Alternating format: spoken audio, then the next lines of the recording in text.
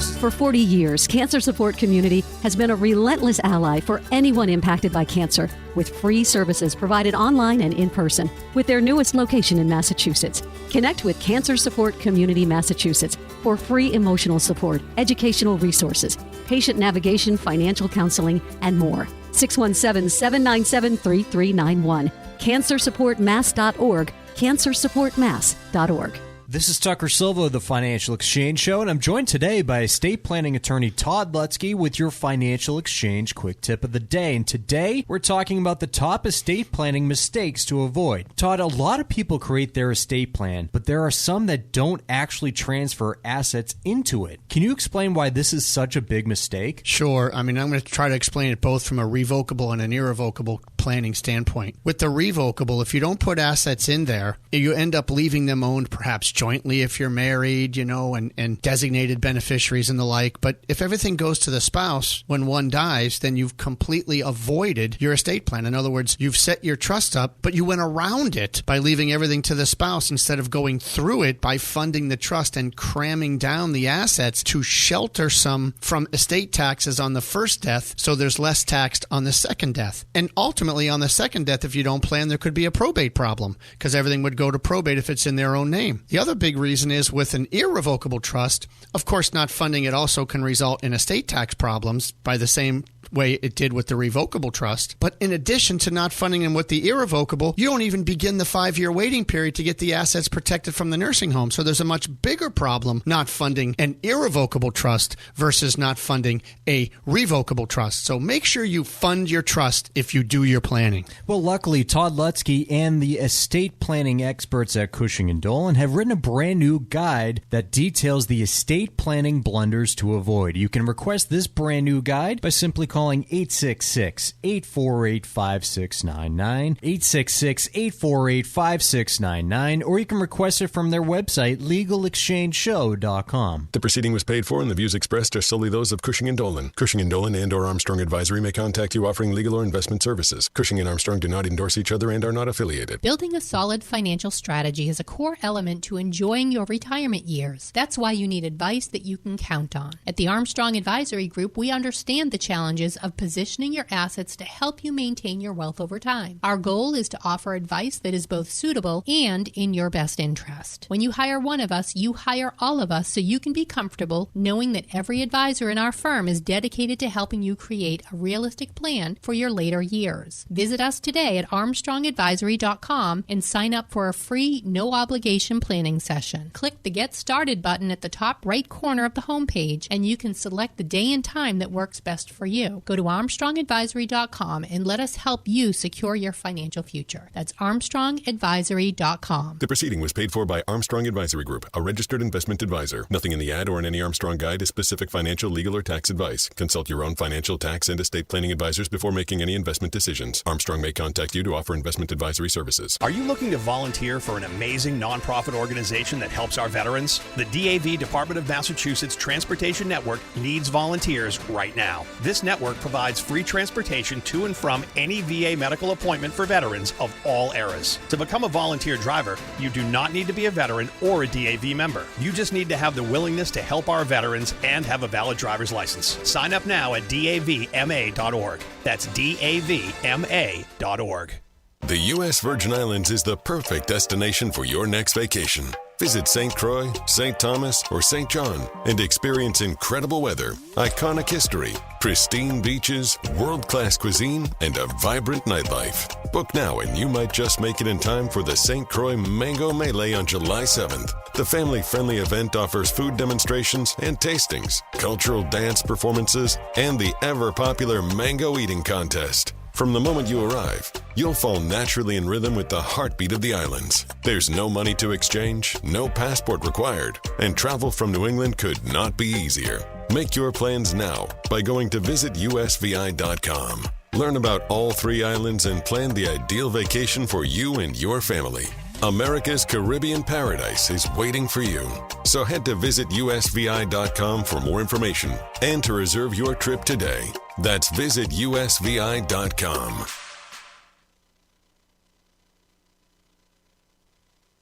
The Financial Exchange is produced by Money Matters Radio and is hosted by employees of the Armstrong Advisory Group, a registered investment advisor that provides investment advisory services. All opinions expressed are solely those of the hosts, do not reflect the opinions of Armstrong Advisory or anyone else, and do not guarantee profit. Investments can lose money. This program does not offer any specific financial or investment advice. Please consult your own financial, tax, and estate planning advisors before making any investment decisions. Armstrong and Money Matters Radio do not compensate each other for referrals and are not affiliated.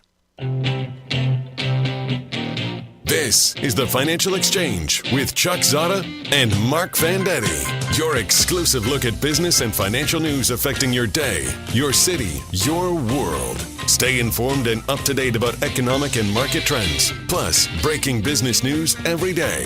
The Financial Exchange is a proud partner of the Disabled American Veterans Department of Massachusetts. Help us support our great American heroes by visiting DAV5K.Boston and making a donation today. The DAV 5K Boston is presented by Veterans Development Corporation. This is the Financial Exchange with Chuck Zodda and Marc Fandetti.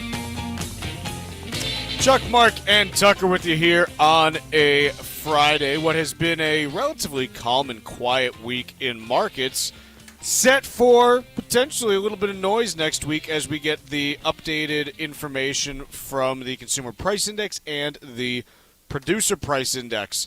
This morning at 10 a.m., we did receive some data from the University of Michigan, not the signings for their upcoming college football class, but rather consumer sentiment data that also includes inflation expectations. Mark, have you had a chance to poke through that yet? I have not poked through it, so I don't know the details. Have you seen the headlines? I saw that it's.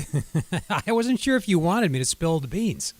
No, you can spill them. What do you make of what we saw? Tell everyone what was in there and your take on it. Well, okay, this is going to be very superficial. I saw, I think, in a little blurb on Bloomberg TV that expectations. So, University of Michigan has been asking people not what they think inflation's going to do, but what they think prices are going to do.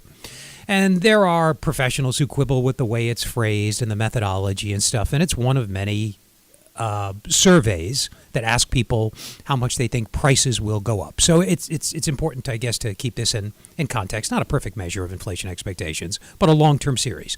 So people expect prices to go up, what we call inflation, although the question doesn't specifically ask about inflation. How much do you think prices will rise on average over, say, the next 12 months or 60 months, that is 5 years, and other time frames? And I believe, Chuck, 1 year ahead, 12-month expectations went up to 3.5 from 3.2. Is that right? I saw it, again, briefly flashing on the screen. That is correct. It's the highest reading on that metric since November of last year, so it's been 6 months since we've seen that number in that range.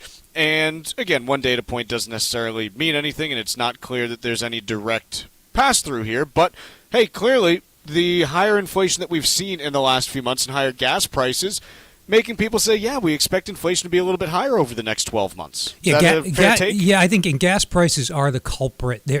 Probably there was a classic paper done on this 15 to 20 years ago in which the expectation figure, whether it was Michigan or another, I forget, looked at the connection between that, gas and food and other salient prices, prices that we interact with every day. And gas prices and food prices are, as you would expect, the big culprits, the big drivers of people's expectations. And I guess we should mention why it's important, if that's okay for me to carry on with that topic now. Of course. Okay. So when economists... You never have to ask permission, Mark. I thought maybe, but I don't want to gloss over the headline because that's the news. The news is expectations have risen. We think the proximate cause is probably gas prices because historically that's been documented to be closely connected with people's inflation expectations for obvious reasons. So why do economists care? Why should you care? Because expectations since the 1970s, when it was a little bit of a mystery to economists, when there could be so much slack in the economy, yet unemployment remained elevated. Or alternatively, the late 1990s, when the economy could appear to be running so hot and inflation could be so subdued. What is the missing piece of the puzzle? Researchers eventually figured out, starting with Milton Friedman, a name I know everybody knows, that expectations are important. They drive people's wage demands, which feed into prices. It's hard to believe, but in the 60s and even 70s, Economists didn't think about expectations when they modeled inflation. Now they do, thanks to the experience of the 70s. Now they pay very close attention to it. Low expectations got the credit when inflation did not perk up in the late 90s, though we know that was also a productivity story. They also got the credit when inflation didn't turn into deflation like the Depression in 2009, 2010, because expectations were stable. That's the prevailing explanation anyway. So economists follow this very closely, and it's important to all of us too, I think, as a result. So that's what we saw out of University of Michigan this morning. We now turn to a story, and not that you really needed a story on it, but hey, look, the S&P 500 after... a whole lot of people got very, very nervous back in early April when markets fell. Was that the baby voice? I couldn't. Were you doing Bowie? Or was that Cousy or the? It was kind of Elmer Fudd as a baby. Okay, Elmer Fudd. Yeah, that's maybe a better reference. I'm feeling very sad. It was kind of a sad voice, like oh, you're very sad. I'm so sorry. We're not mocking anybody, but suck it up. It's just look. You can't cry when markets fall 6%. I'm sorry, you can't. Otherwise, you're going to cry 3 or 4 times a year, sometimes more than that. And volatility, as I say it quite often, I know it's annoying when I say it, it is a feature of equity markets, not a bug. They are supposed to be volatile. If you are invested in equities and they don't go both up and down, you're not in a real market. Like that's not a real market. And so you have to expect some bumps in the road sometimes. So, not to say that everything's, all fine and like it's never going to go down again, but hey, look, we're back within about 0.6% of all-time highs because the S&P 500 has rallied over the last 3 weeks now. And I got to say, I do love this this piece, this subheadline from Bloomberg: "Stock set for longest weekly winning streak since February." February was like there's 2 full months ago before you get to February. It's not like it's been that long even, since. And by the way, when we say longest weekly winning streak, we're talking, hey, the most weeks in a row that the market has been up. It's 3. It's not like this is some great streak. So I'm trying to figure out why there's meaning being imparted here where I don't think there should be, because stocks frequently have a few winning weeks in a row, a few losing weeks in a row, and that's kind of how it tends to go. Now, if it's, hey, stocks on, 12-week winning streak, okay, that's something meaningful. We probably haven't had one of those in 3 or 4 years, I'm guessing. But, stocks on longest weekly winning streak since February, it's May 10th. So, just like I don't think the downside necessarily had much meaning, I'm not sure the upside has much meaning here either. But the question that I do think is interesting to ask, and Mark, I'm curious to get your take on this. I know it's different from kind of your wheelhouse where you spend a lot of your time, but I was talking with Mike about this yesterday, and we're seeing something kind of interesting in terms of the response that this earnings season has had to earnings beats and misses. And what we're seeing is that when companies are beating on earnings, they're only outperforming the S&P 500 by about 0.5%. When companies are missing on earnings and sales, they're underperforming by about 5%. And this is very different from the last few quarters where if you beat on earnings, you were outperforming by 1 to 2%, and if you were missing, you were only underperforming by 2 to 4%. And what I was kind of pushing is a theory of mine, and again, it's a theory because I haven't done the actual research, I'm not going to lie to you. Hey, when you have high valuations, when stock prices are stretched, beating on earnings, it's kind of expected, and so you don't see much of a pop. And likewise, when you miss on earnings, there's more pain. Do you think that that's a fair way to look at this? Yeah, I bet you if we had the data, which we don't, but it wouldn't be hard to do if we did, because you need to know what analysts were expecting at time A and then time B. So as to get a sense for whether or not earnings estimates were disappointing or exceeded expectations.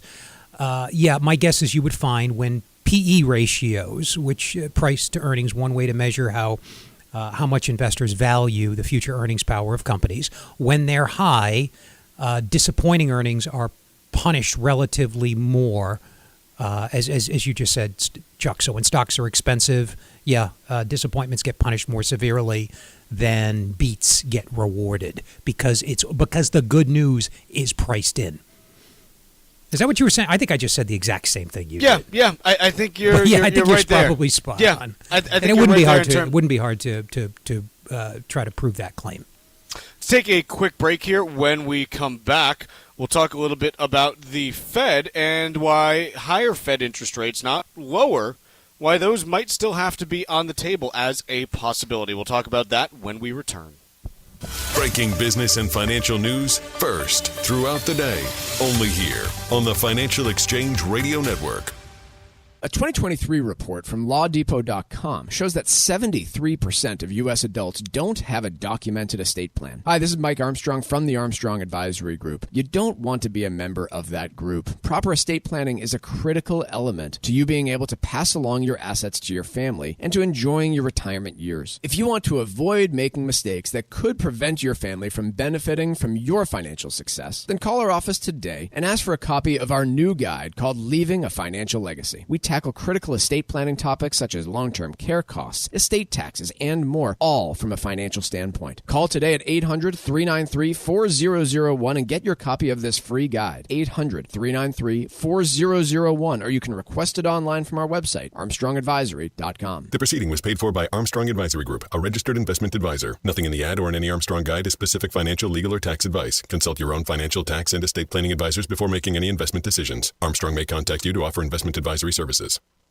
Are you looking to volunteer for an amazing nonprofit organization that helps our veterans? The DAV Department of Massachusetts Transportation Network needs volunteers right now. This network provides free transportation to and from any VA medical appointment for veterans of all eras. To become a volunteer driver, you do not need to be a veteran or a DAV member. You just need to have the willingness to help our veterans and have a valid driver's license. Sign up now at davma.org. That's davma.org.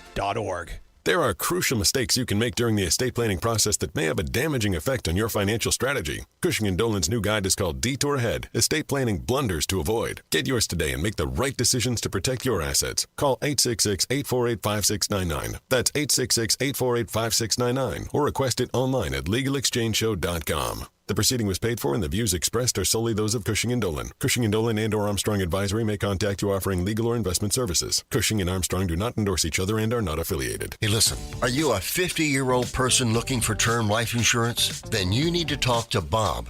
Bob specializes in helping people find $1 million or more of term life insurance for a couple of $100 a month. Look, you need to know there's a price war in the term life insurance business, and you may be paying too much. Call Bob, and he'll shop and see how much money he can save you. Look, this could be the last term life insurance policy you ever have. Your rates are guaranteed for the next 20 years. That's right, guaranteed level rates for the next 20 years. And if you're a smoker or your health is not perfect, Bob has great rates for you too. So for $1 million of term life insurance coverage for a couple of $100 a month, call Bob right now. 800-965-7987. 800-965-7987. 800-965-7987. That's 800-965-7987. Paid for by Term Direct. The U.S. Virgin Islands is the perfect destination for your next vacation.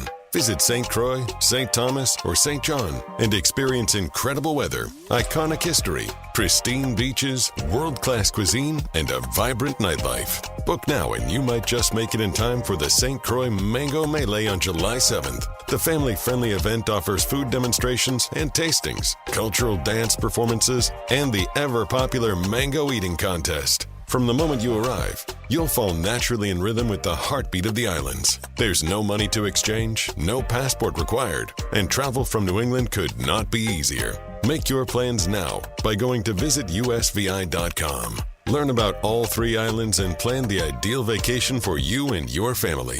America's Caribbean paradise is waiting for you. So head to visitusvi.com for more information and to reserve your trip today. That's visitusvi.com. The Financial Exchange streams live on YouTube. Like our page and stay up to date on breaking business news all morning long. This is the Financial Exchange Radio Network. This segment of the Financial Exchange is brought to you in part by the U.S. Virgin Islands Department of Tourism. The U.S. Virgin Islands is the perfect destination for your next vacation. Enjoy St. Croix, St. Thomas, or St. John. Enjoy pristine beaches, world-class dining, and fall naturally in rhythm with the heartbeat of the islands. There's no passport required or money to exchange. Go to visitusvi.com and book your trip today. That's visitusvi.com. Mark, there's a piece in the New York Times talking about why higher Fed rates are not completely off the table. This despite the fact that when you look at the probabilities priced in by future markets, they are not really anticipating, they are not pricing in any chance of a rate hike this year. Now, I think some of this gets back to what's practical and what is not. And I'm of the opinion that unless the Fed does something at their upcoming June meeting, I don't think they really can do anything this year because they want to appear apolitical, which means neither hiking nor cutting in July or September unless something like really unexpected happens. Is that a fair approach on my part? Sure, I have no insight at all on the matter. Can you imagine that? Can you imagine what Trump would do if the Fed cut rates before? Even though he appointed Jerome Powell, a fact Republicans don't like to be reminded of. This is his Fed chairman. And it's Biden's too, but they're both equally culpable if you think Powell's not been up to the job, which I don't think he's been up to the job. Bad syntax on my part. Anyway, he may be especially sensitive to cutting rates and incurring the ire of Trump. Biden will stay quiet. He's been good about letting the Fed do their job independently, but Trump would certainly make it an issue, and they probably want to avoid being the center of attention in November.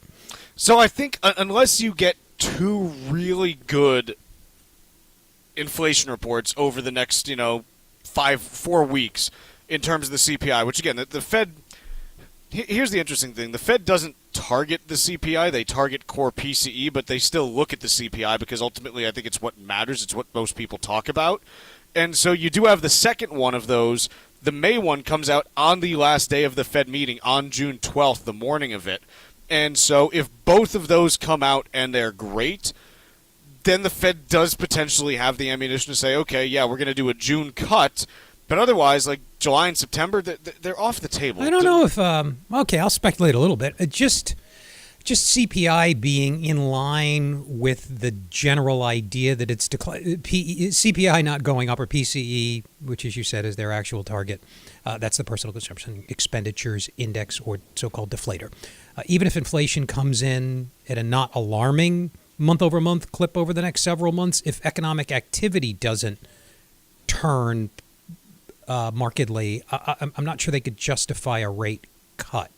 I disagree. And not because I can justify a rate cut, but my whole approach to the Fed as it's currently composed is at every instance when presented with the possibility to actually act more dovishly or act more hawkishly, they've chosen the dovish path over the last 3 to 4 years. Yeah, they are. They're really worried about the possibility of having over-tightened, and as a consequence, breaking. That's B-R-A-K-E. I know I always spell it out because I'm committed to using this verb to describe slowing the economy. Breaking the economy too much, sending it into recession, which has been the outcome historically, the overwhelming majority of the time. The Fed the Fed hikes too much and sends the economy into recession. They desperately want to avoid that outcome.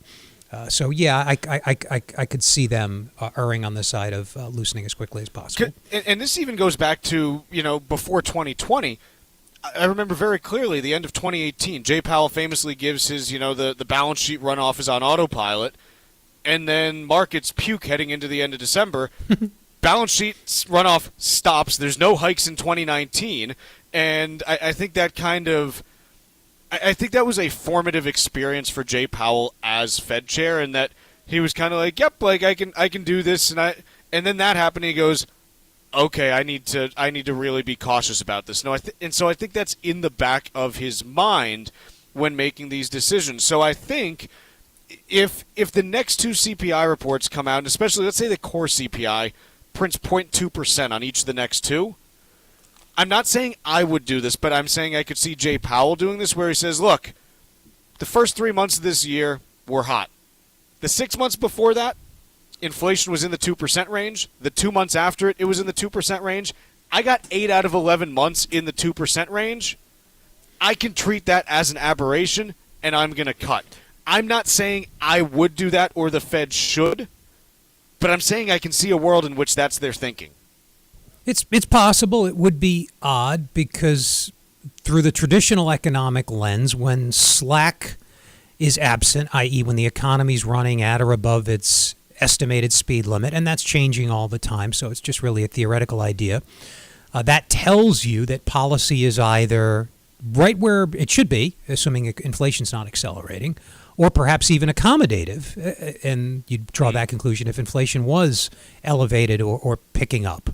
So I'm not sure what lens Powell uses to view the world through, if he has any lens at all. He's not a trained economist, and I think that does in this day. Every Fed chairman since Arthur Burns, who was widely regarded as a failure despite being a brilliant practitioner. Volcker was a trained economist. Greenspan, of course, Bernanke, Janet Yellen. Powell's the first economist, first Fed chair in a couple generations to not be a trained economist, to not have a framework that allows him to view the economy as a coherent whole, craft a coherent message in these press conferences, which to me are all over the place, and push back on staff when they make an assertion that ought to be challenged. I'm just not sure he's got the tools to allow him to do the job effectively, and his record to this point is one of failure. So this is where we sit heading into next week's inflation data, and that it's going to be important because I think that if you get some light inflation reports the next 2 months, I think there's a chance that it could cause Powell and the gang to say, yeah, we think that the Q1 data was an aberration and it's not in line with what we've seen for the periods before or since. And it just feels to me like they're itching to cut. You know, they probably are, yeah. You don't take the victory lap that you did in December if you don't want to cut. Because otherwise you could just say, yep, things are going well. We're going to maintain policy and we'll see how it goes. You don't start talking about how, inflation's been vanquished and this and that. Yeah, I won't deny that there's a bias that they're anxious to cut, maybe to placate their friends on Wall Street. I don't mean to paint with a broad brush. Not every Fed policymaker has friends on Wall Street, but they do seem to be very attentive to what Wall Street is thinking and very sensitive to what the stock market does, as they should be to a degree. The stock market is both a leading indicator and a generator of economic activity. Stocks go up, people spend more money. That effect is pretty well documented. So they're right to be sensitive to it. Are they too sensitive to it? We talk about this a lot, Chuck. We're not going to know for 3 to 5 years whether or not rates are too high right now or just right, and whether or not I've called Powell's tenure at the Fed a failure because to this point it has been. Will the totality of his tenure be judged a failure by history the way Arthur Burns, who was chaired during the 70s, has been judged a failure by history? We'll need several more years to know for sure. Let's take a quick break here, but when we come back, we're going to do Wall Street Watch, and then also we're going to be talking about the latest on oil and gas prices and whether or not the Dow Jones Industrial Average is a terrible index.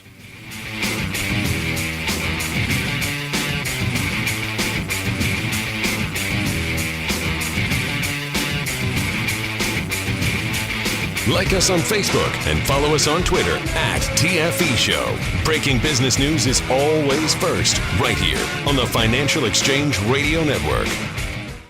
Proper estate planning is crucial to you being able to enjoy your later years. And it may be the difference between retiring comfortably or living under incredible financial pressure. Creating an estate plan can be a difficult process if you aren't working with an expert who will make sure that your plan is secure. Cushing & Dolan can help. Call them today at 866-848-5699. Estate planning is their business, and they have a new guide out this month called Detour Ahead, Estate Planning Blunders to Avoid. Don't put your assets at risk and open yourself up to severe tax consequences. Even if you already have a plan, this guide may help you correct an issue that could come back to bite you in the years to come. Call right now, 866-848-5699, and get your free guide today. That's 866-848-5699. or request it online from their website, LegalExchangeShow.com. The proceeding was paid for and the views expressed are solely those of Cushing & Dolan. Cushing & Dolan and or Armstrong Advisory may contact you offering legal or investment services. Cushing and Armstrong do not endorse each other and are not affiliated. We are the Debt Destroyer Network.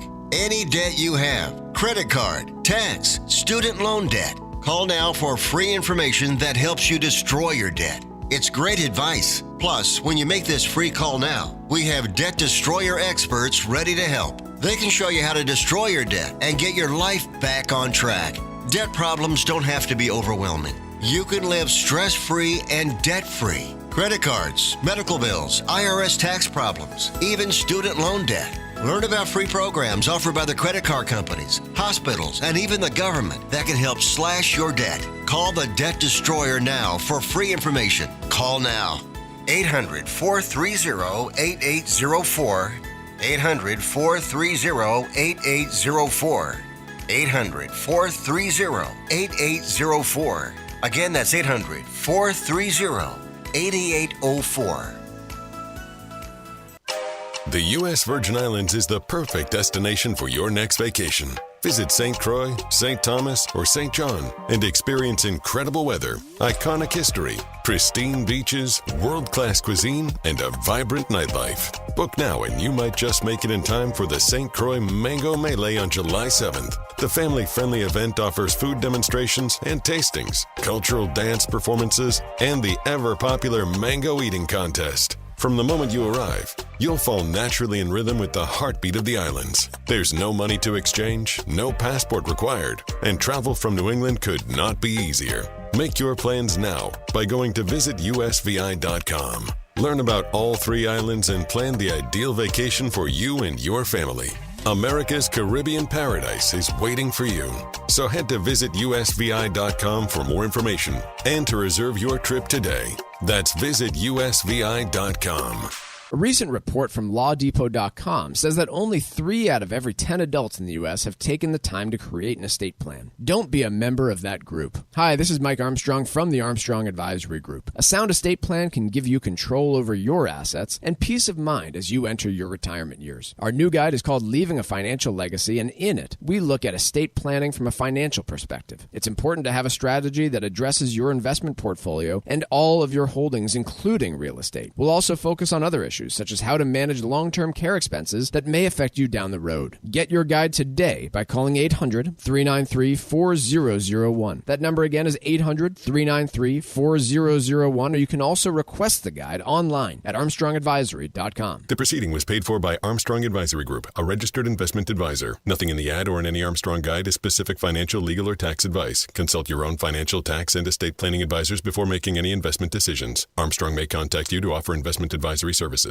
Are you looking to volunteer for an amazing nonprofit organization that helps our veterans? The DAV Department of Massachusetts Transportation Network needs volunteers right now. This network provides free transportation to and from any VA medical appointment for veterans of all eras. To become a volunteer driver, you do not need to be a veteran or a DAV member. You just need to have the willingness to help our veterans and have a valid driver's license. Sign up now at davma.org. That's davma.org. There are crucial mistakes you can make during the estate planning process that may have a damaging effect on your financial strategy. Cushing & Dolan's new guide is called Detour Ahead, Estate Planning Blunders to Avoid. Get yours today and make the right decisions to protect your assets. Call 866-848-5699. That's 866-848-5699, or request it online at LegalExchangeShow.com. The proceeding was paid for and the views expressed are solely those of Cushing & Dolan. Cushing & Dolan and or Armstrong Advisory may contact you offering legal or investment services. Cushing and Armstrong do not endorse each other and are not affiliated. Time now for Wall Street Watch. A complete look at what's moving markets so far today, right here on the Financial Exchange Radio Network. Well, markets are now in mixed territory and are pulling back from earlier gains. Following a weaker than expected Michigan Consumer Sentiment Survey, and Wall Street readies for next week's batch of retailer earnings, in addition to the PPI and CPI readings for an update on inflation. That's all next week. Right now, the Dow is up by 0.33%. S&P 500 is up by 6 points. And the NASDAQ now off by 15 points. Russell 2000 is down about 0.25%. 10-year Treasury yield up by 5 basis points, now at 4.50%, and crude oil edging higher, trading at $79.36 a barrel. Shares in Novavax surging over 130% after the pharmaceutical company announced it has signed a multi-billion-dollar deal with French drug maker Sanofi to co-commercialize the company's COVID vaccine beginning next year. The deal will also allow the company to develop combination shots targeting the coronavirus and the flu, among others. Meanwhile, shares in Taiwan Semiconductor are up by about 4% after the chip maker revealed its revenue in April jumped 60% on the year. Elsewhere, Akamai Technologies down by 9% after the cloud company provided weaker than expected guidance for the second quarter. Victoria's Secret up by about 7% after the lingerie retailer said its quarterly sales were improving despite challenging retail conditions in the U.S.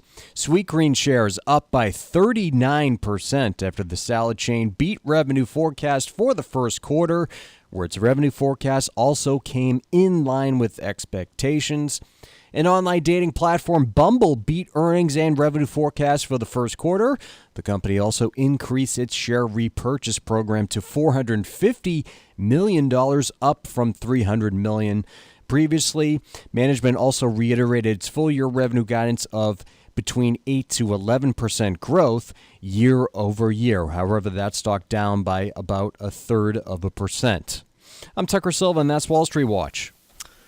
Tucker, you mentioned Bumble there, yes? I did. You buried the lead on their earnings announcement. Oh, what did I miss? Their CEO and founder said that they have rolled out this AI feature to the dating app. Okay. And her expectation is that in the future, the way that most dating will happen will simply be that your AI chats with someone else's AI and then recommends whether or not the person is a good fit for you, based on the AI's chatting. That would save a lot of time, wouldn't it? It also sounds not good. Oh, you mean human interaction is evaporating in this instance? Oh, yeah, you're right. Why don't we just have, I want to know whose AI is dating whose AI. That's what I'm interested in. Yep. And if the AIs have children, what are those like? And do they get along? Yeah. Right. Like, can AIs do AIs get divorced? Is that something that can happen? Right. Yeah. We're going down a dark path. It seems like. It just seems like we're trying to solve the problems that we are now trying to solve are the problem of, hey, I don't want to be human anymore, and that's kind of a bad problem to solve. Yeah. It's you. Your AI is going to talk to someone else's AI and determine if they're a good fit for you? I mean, right now, AI just makes a whole bunch of stuff up. Like, of course everyone's going to be a good fit for you. I'm looking for someone who's tall. My AI says, well, I'm 6'3". Okay, great. What are we doing here? Yeah. Mark, what do you think about AI dating? I still think, well, for someone like me, it'd probably be awesome. Someone who doesn't want to leave the house or invest any time in it at all. I'd carry it right over into marriage and raising kids, too, for that matter. Like, I don't know what the hell's going on. I haven't been home in 5 years. The robot's running things. I don't even know my kid's name, Yeah, I'd turn Ask it all. my AI. Personally, I would turn it all over to them because we'd probably be on the same wavelength, me and the AI, as emotionally challenged entities. My personal opinion on AI, I've said it before to you, Chuck, and only half tongue-in-cheek for what it is worth, is that nobody knows what they're talking about. They throw out some BS word cloud that's meant to placate analysts who are only marginally more informed or less than they are, and it's meant mostly to bamboozle us. I'm not saying AI is not real. I'm not saying it won't make improvements, some incremental, some leaps in some, like it may stumble on a drug at some point. By virtue of the fact that it can try what, from our point of view, is an astronomical number of calculations of combinations of compounds and stumble on a solution. Like, it took Fleming stumbled on penicillin accidentally, right? The mold sort of accidentally. I mean, he happened to, if he didn't know the chemistry and the biology, he wouldn't have known that the mold could kill bacteria. So AI might have figured that out more quickly. There might be examples of that I'm just ignorant of. But for the most part, when a CEO talks about AI, I assume that they're just trying to bamboozle analysts or placate them. I don't mean anything sinister by it, and I ignore it. Can I ask you a simpler question then? Please. What's the price of oil going to be in a month? I think that's a harder question. I know. Right? I know you were being sarcastic, but... So here's the deal. There's a piece in Bloomberg. Oil extends 2-day climb on renewed optimism for U.S. rate cuts. Does this mean that if we get a hot inflation report next week that oil is going to fall because those rate cuts will now be further off the table? I mean... Yeah, you and I talk a lot about, even if you had a crystal ball and knew exactly what the economic data were going to be for the next 3 months, you would be hard-pressed to make money off of that knowledge because you have to get both the data right and then the market's reaction right. Right. And so, especially when you look at oil, the other piece that you then throw into it, and this is the part that I have always struggled with, and why I think that if you're even dabbling with anything energy-wise, you have to basically be prepared to lose your shirt, your pants, and every other article of clothing that you own because you can just get absolutely smoked in a short period of time. Ultimately, the price of oil is also determined not just by the demand of 7 billion people for it, but the whims of 15 oligarchs who get together in a room every couple months and say, hey, how much of it are we going to end up pumping?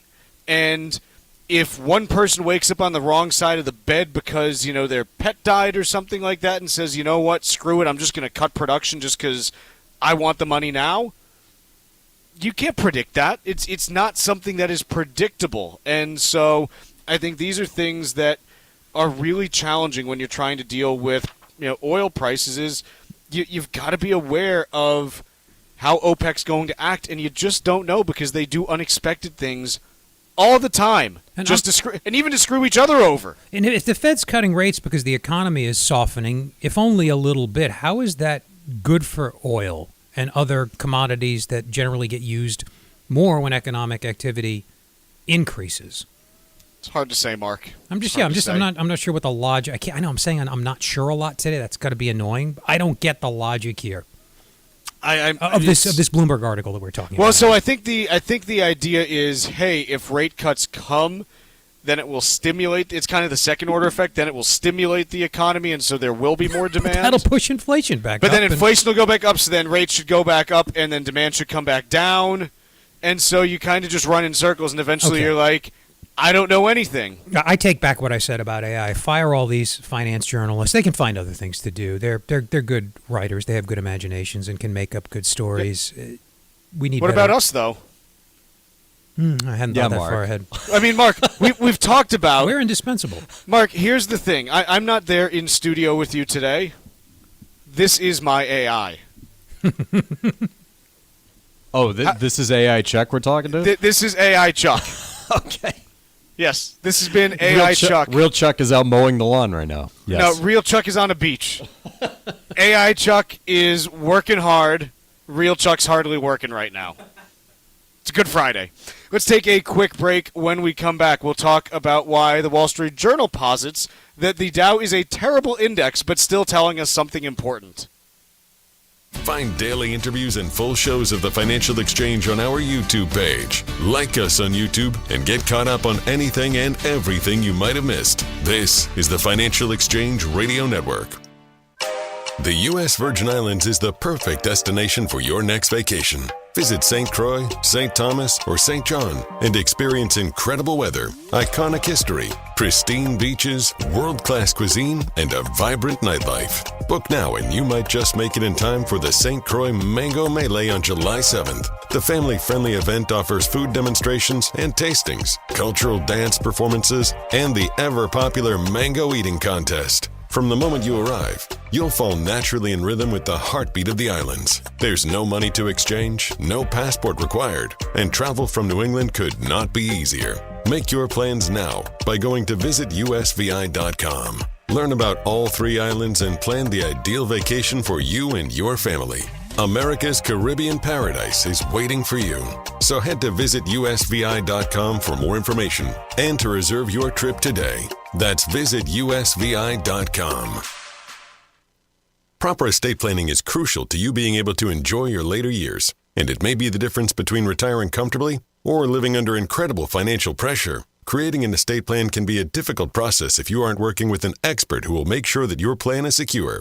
Cushing & Dolan can help. Call them today at 866-848-5699. Estate planning is their business, and they have a new guide out this month called Detour Ahead, Estate Planning Blunders to Avoid. Don't put your assets at risk and open yourself up to severe tax consequences. Even if you already have a plan, this guide may help you correct an issue that could come back to bite you in the years to come. Call right now, 866-848-5699, and get your free guide today. That's 866-848-5699. Or request it online from their website, LegalExchangeShow.com. The proceeding was paid for and the views expressed are solely those of Cushing & Dolan. Cushing & Dolan and or Armstrong Advisory may contact you offering legal or investment services. Cushing and Armstrong do not endorse each other and are not affiliated. A recent report from LawDepot.com says that only 3 out of every 10 adults in the U.S. have taken the time to create an estate plan. Don't be a member of that group. Hi, this is Mike Armstrong from the Armstrong Advisory Group. A sound estate plan can give you control over your assets and peace of mind as you enter your retirement years. Our new guide is called Leaving a Financial Legacy, and in it, we look at estate planning from a financial perspective. It's important to have a strategy that addresses your investment portfolio and all of your holdings, including real estate. We'll also focus on other issues, such as how to manage long-term care expenses that may affect you down the road. Get your guide today by calling 800-393-4001. That number again is 800-393-4001, or you can also request the guide online at ArmstrongAdvisory.com. The proceeding was paid for by Armstrong Advisory Group, a registered investment advisor. Nothing in the ad or in any Armstrong guide is specific financial, legal, or tax advice. Consult your own financial, tax, and estate planning advisors before making any investment decisions. Armstrong may contact you to offer investment advisory services. Are you looking to volunteer for an amazing nonprofit organization that helps our veterans? The DAV Department of Massachusetts Transportation Network needs volunteers right now. This network provides free transportation to and from any VA medical appointment for veterans of all eras. To become a volunteer driver,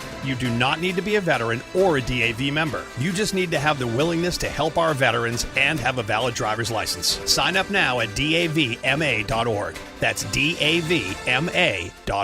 There are crucial mistakes you can make during the estate planning process that may have a damaging effect on your financial strategy. Cushing & Dolan's new guide is called Detour Ahead, Estate Planning Blunders to Avoid. Get yours today and make the right decisions to protect your assets. Call 866-848-5699. That's 866-848-5699. Or request it online at LegalExchangeShow.com. The proceeding was paid for and the views expressed are solely those of Cushing & Dolan. Cushing & Dolan and or Armstrong Advisory may contact you offering legal or investment services. Cushing and Armstrong do not endorse each other and are not affiliated. The Financial Exchange is now available on your Alexa smart speaker. Ask to play the Financial Exchange and catch up on anything you might have missed. This is the Financial Exchange Radio Network.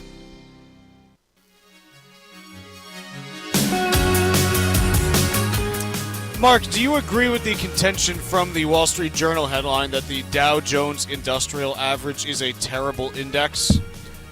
Well, by the criteria that are used to determine what is a well-constructed index, yeah, it's terrible, and researchers have known this for decades. This is absolutely not new. I was reading this article and thinking, I've read this every decade since the early 1990s. It's not like the S&P 500 or, say, the Russell 1000. The Russell 1000, 2000, 3000, that family is probably the gold standard because it's weighted, the securities are weighted solely based on the value of the companies relative to the market as a whole. It has other that family has other desirable qualities too, but that is the gold standard quality for an investable index that you might track the performance of your portfolio relative to, or that managers that you put money with might try to outperform or track their performance with respect to.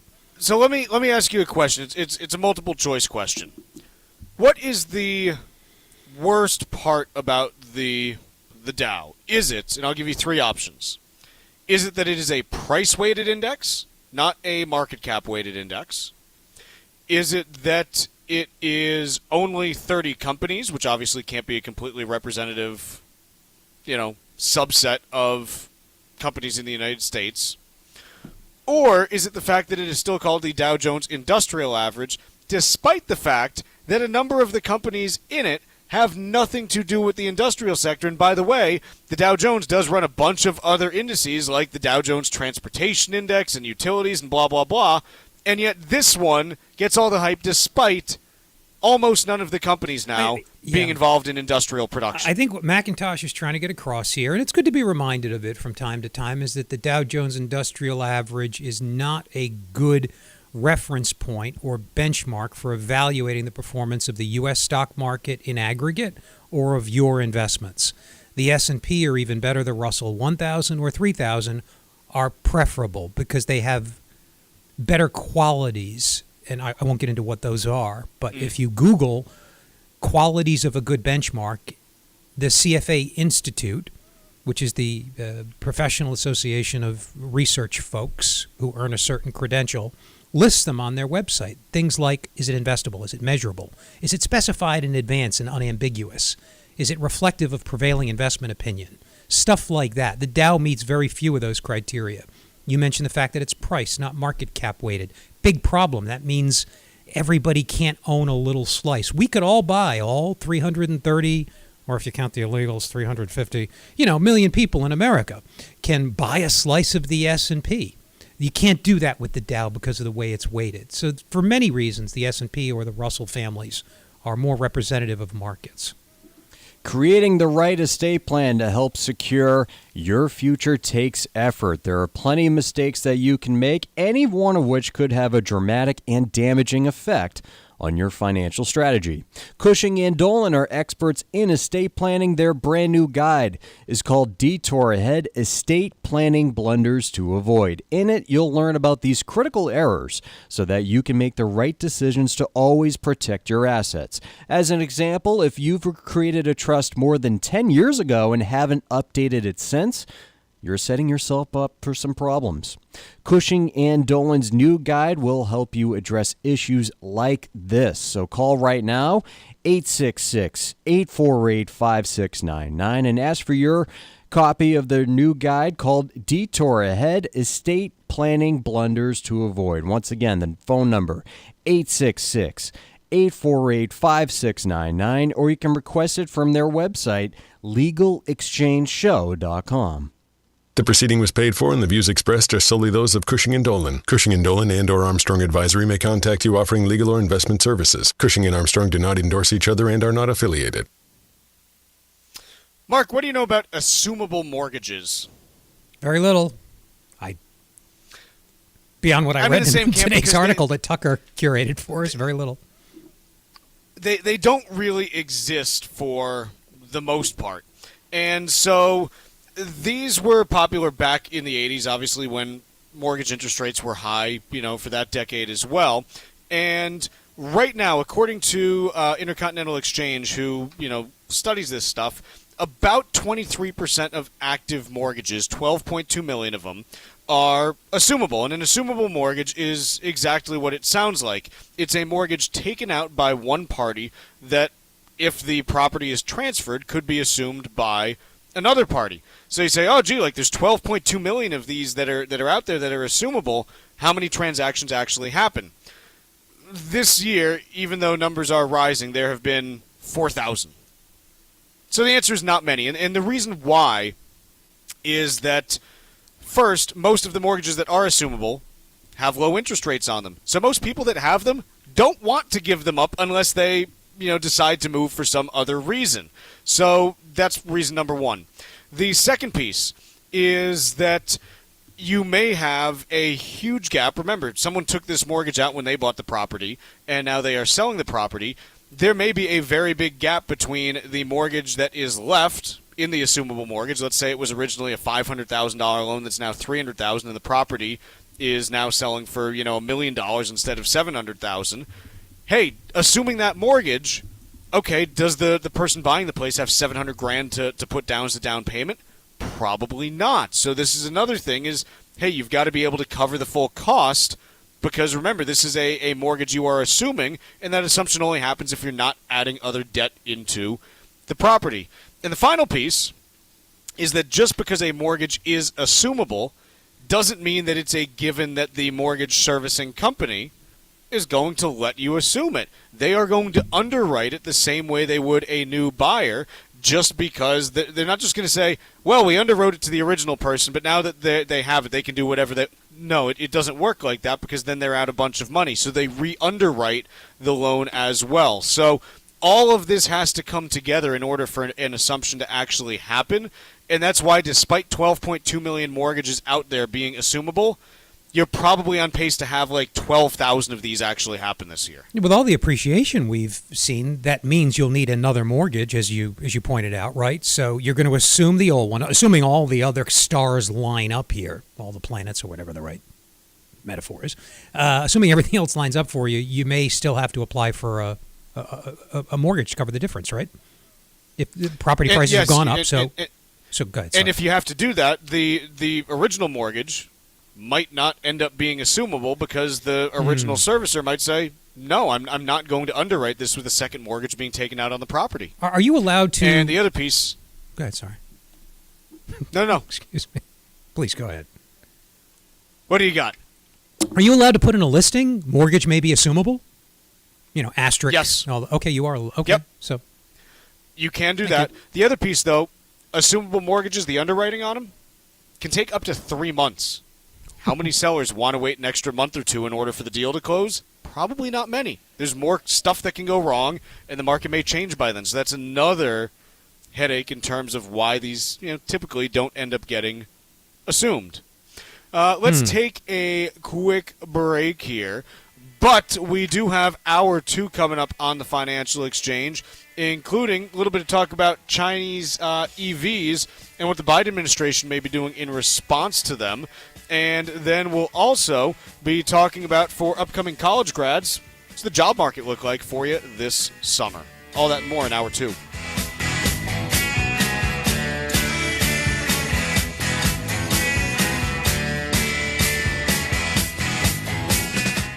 This is Tucker Silva of the Financial Exchange Show, and I'm joined today by estate planning attorney Todd Lutzke with your Financial Exchange Quick Tip of the Day.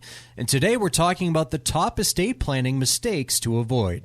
Todd, what is the downside of adding your kids to your accounts or adding their names to your real estate deeds as a joint owner? Won't this avoid probate? You're absolutely right. It would avoid probate, but there are better ways to avoid probate than just doing something simple, right? It's not, simple isn't always better. Throwing a name on an account or adding a designated beneficiary or a joint owner on a piece of property might not be the best way to go. Here's the problem.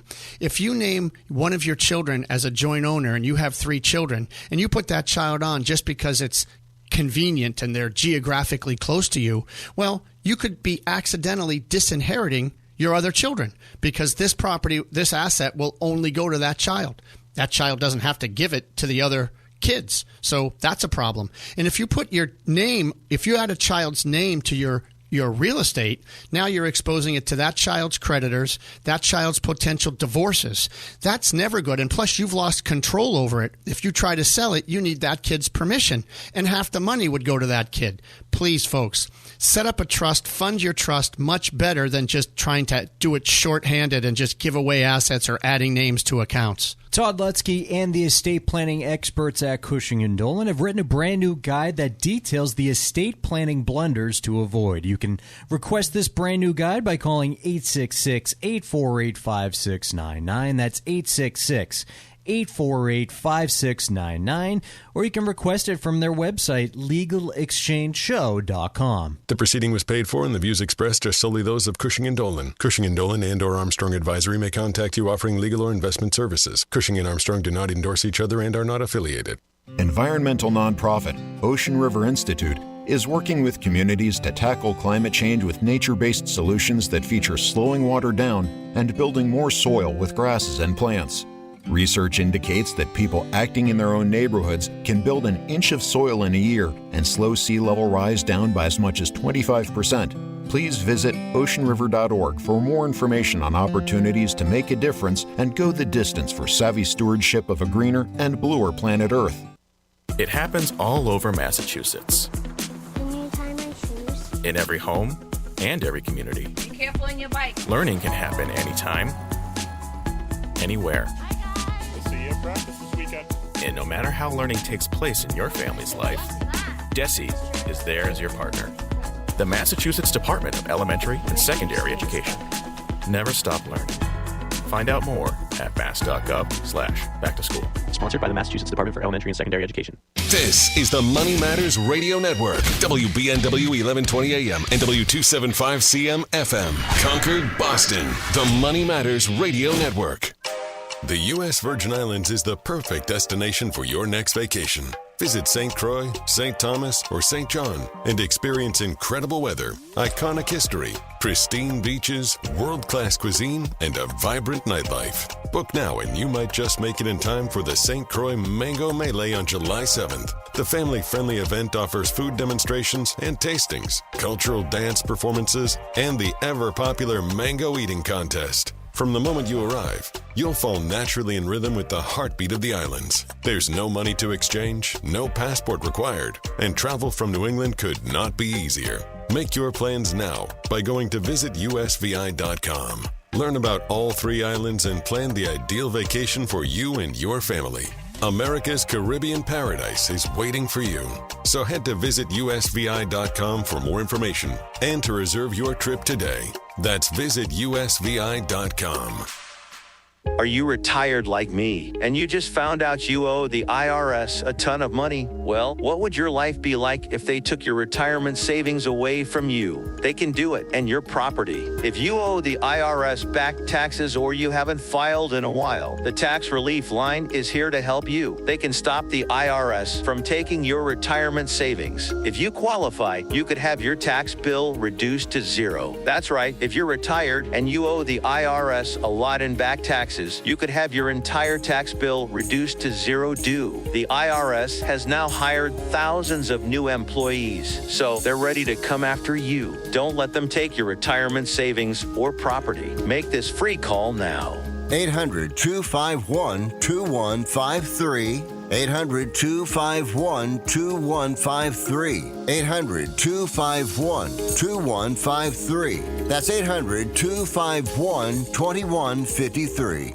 Are you looking to volunteer for an amazing nonprofit organization that helps our veterans? The DAV Department of Massachusetts Transportation Network needs volunteers right now. This network provides free transportation to and from any VA medical appointment for veterans of all eras. To become a volunteer driver, you do not need to be a veteran or a DAV member. You just need to have the willingness to help our veterans and have a valid driver's license. Sign up now at davma.org. That's davma.org.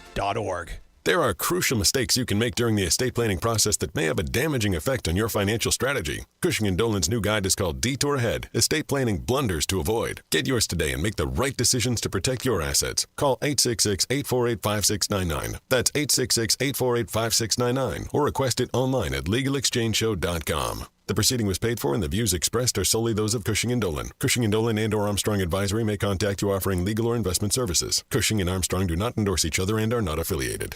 Hi, this is Chuck and Mike from the Armstrong Advisory Group, and our guide this month is titled Leaving a Financial Legacy. Mike, one of the biggest assets that any family owns is typically the primary residence.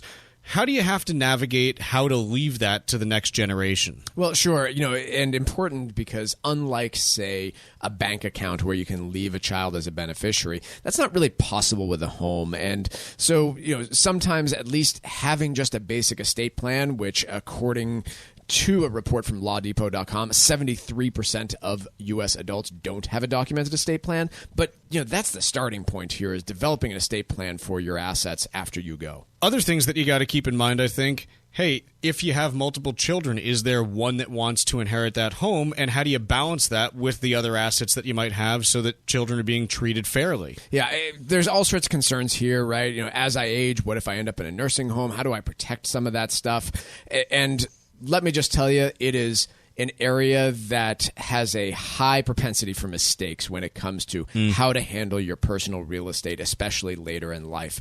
So definitely something to be aware of. Keep an eye on understanding not only the tax consequences of one action or another, but also the legal consequences of one action or another. The guide is titled Leaving a Financial Legacy, and there are two ways that you can request it. The first is by calling 800-393-4001. The second is by going to ArmstrongAdvisory.com. Again, it's titled Leaving a Financial Legacy. You can request it at ArmstrongAdvisory.com or by calling 800-393-4001. The proceeding was paid for by Armstrong Advisory Group, a registered investment advisor. Nothing in the ad or in any Armstrong guide is specific financial, legal, or tax advice. Consult your own financial, tax, and estate planning advisors before making any investment decisions. Armstrong may contact you to offer investment advisory services. The Financial Exchange is produced by Money Matters Radio and is hosted by employees of the Armstrong Advisory Group, a registered investment advisor that provides investment advisory services. All opinions expressed are solely those of the hosts, do not reflect the opinions of Armstrong Advisory or anyone else, and do not guarantee profit. Investments can lose money. This program does not offer any specific financial or investment advice. Please consult your own financial, tax, and estate planning advisors before making any investment decisions. Armstrong and Money Matters Radio do not compensate each other for referrals and are not affiliated. This is the Financial Exchange with Chuck Zodda and Marc Fandetti. Your exclusive look at business and financial news affecting your day, your city, your world. Stay informed and up to date about economic and market trends, plus breaking business news every day. The Financial Exchange is a proud partner of the Disabled American Veterans Department of Massachusetts. Help us support our great American heroes by visiting DAV5K.Boston and making a donation today. The DAV 5K Boston is presented by Veterans Development Corporation. This is the Financial Exchange with Chuck Zodda and Marc Fandetti. Chuck, Mark, and Tucker with you here on Friday, and as we pass the top of the hour, the Dow is up 78 points, the S&P up 5, but the NASDAQ has slipped into negative territory, down 14 points on the day thus far. 10-year U.S. Treasury up 5 basis points to 4.5%, basically been hanging out there for the last week or two now in that 4.5% range. We've been pretty tight basically since the 3rd of May. So the last week we've kind of just been floating around the 4.5% range. Expectations, look, you could see some bumpiness in yields next week in either direction based on what we get from the inflation data due out next Tuesday and Wednesday. Oil prices, West Texas Intermediate up 19 cents a barrel to $79.45. The AAA national average for gas prices down just a touch, 0.6 of a cent to $3.63 6/10. So a little bit of downward movement there, but not a ton. Gold up another $25.30 an ounce to $23.65 60. And that's what we've got moving in markets today. Piece from Bloomberg. The Biden administration set to hit China EV strategic sectors with tariffs. So the Biden administration has been conducting a review of the Section 301 tariffs that were first put into effect by the Trump administration back in 2018. And I'll quote here, the U.S. will impose new elevated tariffs that focus on key industries, including electric vehicles, batteries, and solar cells. Other existing China levies are largely expected to be maintained. An announcement is scheduled for Tuesday, two of the people said. So, Mark, your thoughts on this, and let's talk. There's kind of two ways to approach. The first is from the economic perspective. The second is from the geopolitical one. Why don't we start on the economic side of things? I think economically, both theory and evidence confirm. Theory predicts that trade, I'll just call tit-for-tat tariffs trade wars, even though some don't escalate to the point where you would think of them as a full-blown trade war. We had a trade war with China in 2018 and 2019. Economically, the effects were ambiguous to negative. There have been a few studies, the most authoritative, I think, done earlier this year by researchers from, among other places, at MIT, all working together at the National Bureau of Economic Research. It doesn't mean they're right. It just means they use really good methods to tease out effects while controlling for things you don't want to muddle your conclusions. Imports did not help. Import tariffs did not help the industries in agriculture or more generally. They were supposed to, and they ended up raising prices for consumers. So we all paid more, and more jobs were not created. Jobs were not necessarily protected. That's been the conclusion of both the most recent and other work done on this. Now, you asked me about the economic effects, and I'll just stop there and say economically, no evidence that either these tariffs or others like those that Reagan, God rest his soul, and God bless him, imposed on Japanese steel and autos in the 1980s did any good either for industry in the long run, and certainly not for consumers. Chuck, they generally tend not to work. I'm not talking about the political impact. I'll let you talk about that, but economically, usually not effective. And the Wall Street Journal with a piece published 6 minutes ago saying that specifically on the EV side of things, the Biden administration expected to quadruple the current tariff rate from 25% to 100% in the move. That is exclusive reporting from the Wall Street Journal on this. And, yeah, I think when we talk about the two sides here, look, I'll be the first to tell you, anyone who was listening at the time will tell you that when the first round of Trump tariffs were initially proposed, I said, look, from an economic perspective, this is dumb, and I focused on that. And over time, I admitted this because my views evolved and I changed my tune on it. I said, look, it's not just the economic piece that you have to be concerned with. The geopolitical piece matters as well. And I thought that it provided an entry to be able to, hopefully negotiate some progress on some key things that the U.S. wanted. And so, while from a pure economic perspective, I initially said, yeah, this doesn't make sense. When I took a longer look at it, I said, okay, this is something that, certainly, I think in a broader context, started to make some sense to me. There are always some things that don't make sense. War doesn't make sense economically. It would have been far better if we didn't fight the Civil War. I'm using an absurd analogy to make a point here. Wars are destructive, but surely us intervening in World War II was a good thing. It was actually a very good thing for us economically, given the dire straits we were in at the time. So wars aren't good economically either, but sometimes you got to do them. I think is one potentially parallel way to think about it.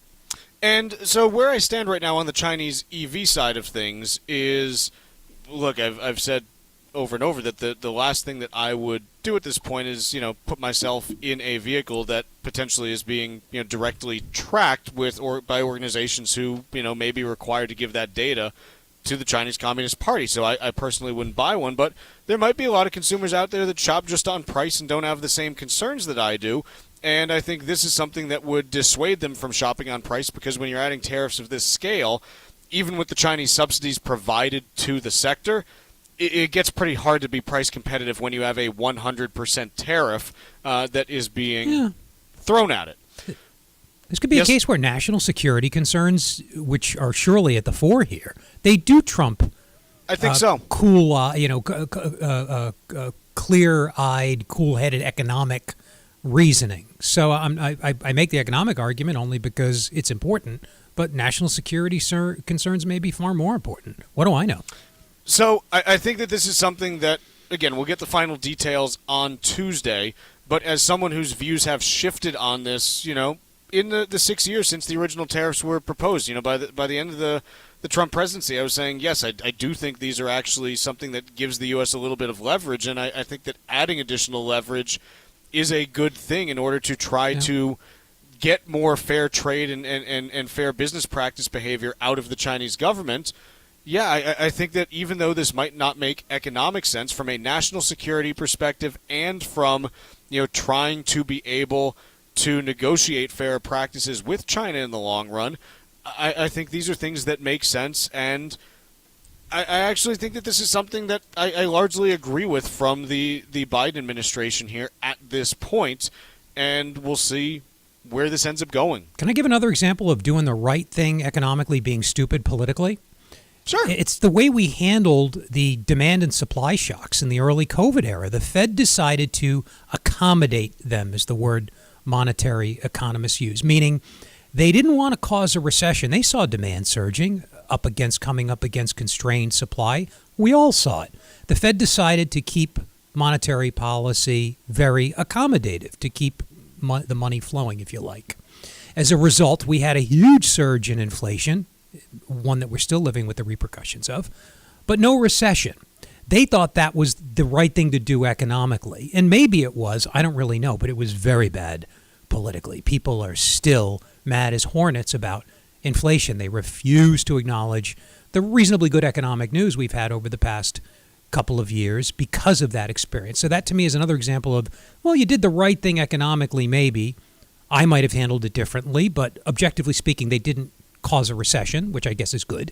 They didn't cause unemployment to rise, which is good, but they did a stupid thing politically. Let's take a quick break here. When we come back, we have some trivia, and then we'll stick with a little bit of car talk as we talk about how hybrids are becoming more popular now in a world in which EV growth is slowing significantly. Text us 617-362-1385 with your comments and questions about today's show, and let us know what you think about the stories we're covering. This is the Financial Exchange Radio Network.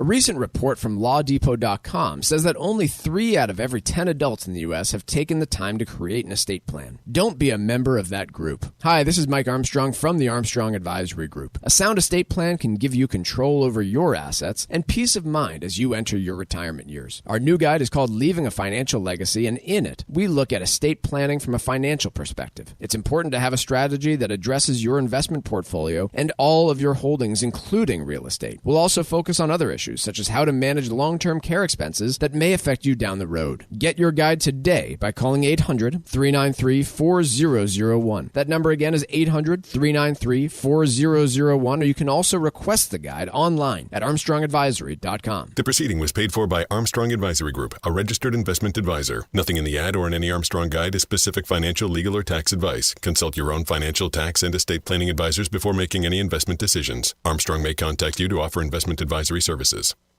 Are you looking to volunteer for an amazing nonprofit organization that helps our veterans? The DAV Department of Massachusetts Transportation Network needs volunteers right now. This network provides free transportation to and from any VA medical appointment for veterans of all eras. To become a volunteer driver, you do not need to be a veteran or a DAV member. You just need to have the willingness to help our veterans and have a valid driver's license. Sign up now at davma.org. That's davma.org.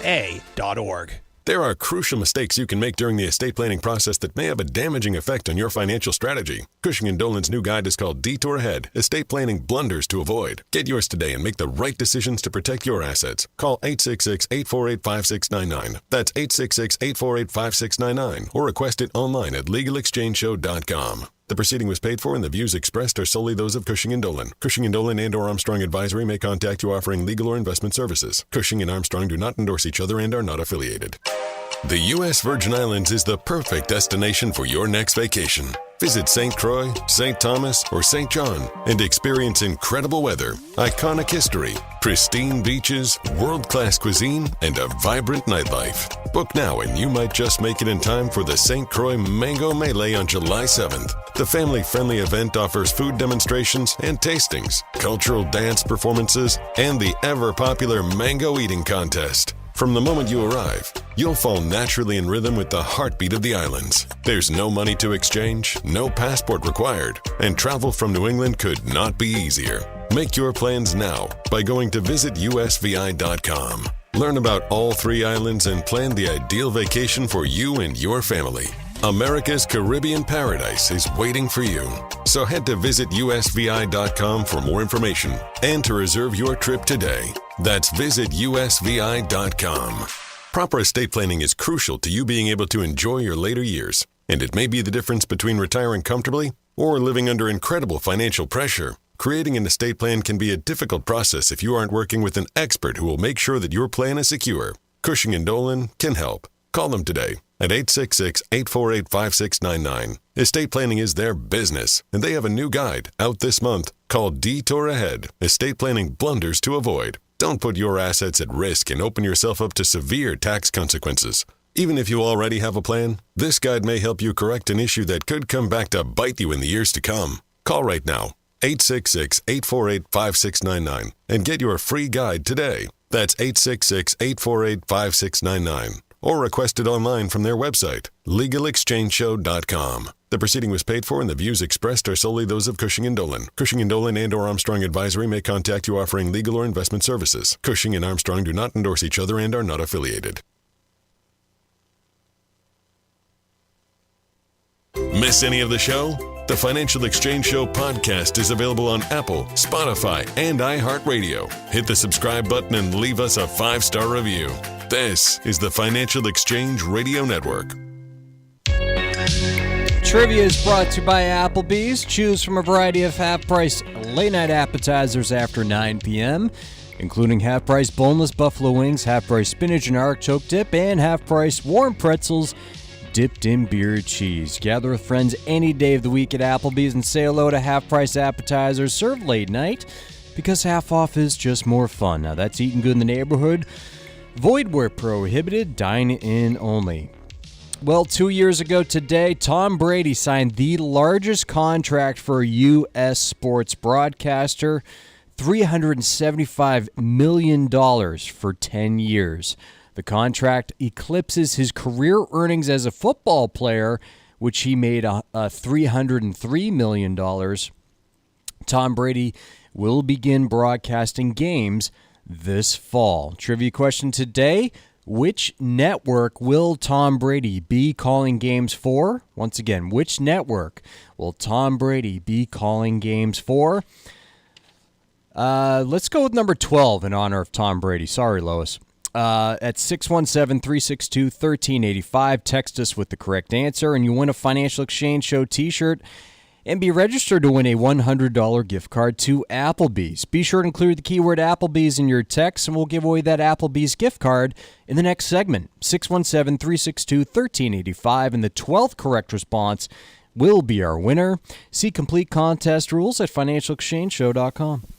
Mark, piece in the Financial Times today talking about how global car makers are increasing their investment in hybrid vehicle technologies. And it seems to me that, look, I've kind of been pounding the table on this for the last year or two, where, hey, there still are a ton of people that are not comfortable driving an electric vehicle.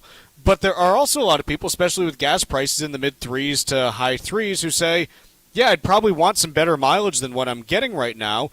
And hybrid vehicles, whether you're conventional, which just uses a battery to improve the mileage of your vehicle, or plug-in hybrids, which allow you to have a battery that can operate exclusively for a short range of anywhere from 10 to 50 miles, those technologies can be attractive to someone who doesn't want to give up the internal combustion engine completely, but wants better mileage. Yeah, natural solution to so-called range anxiety. Also a great solution to the emissions problem that is contributing almost indisputably now. I know some of I was reluctant to come around to the conclusion, but it's undeniable in a statistical sense that's contributing to so-called global warming. So you kill a couple birds with one, or at least one potentially really harmful bird with one stone.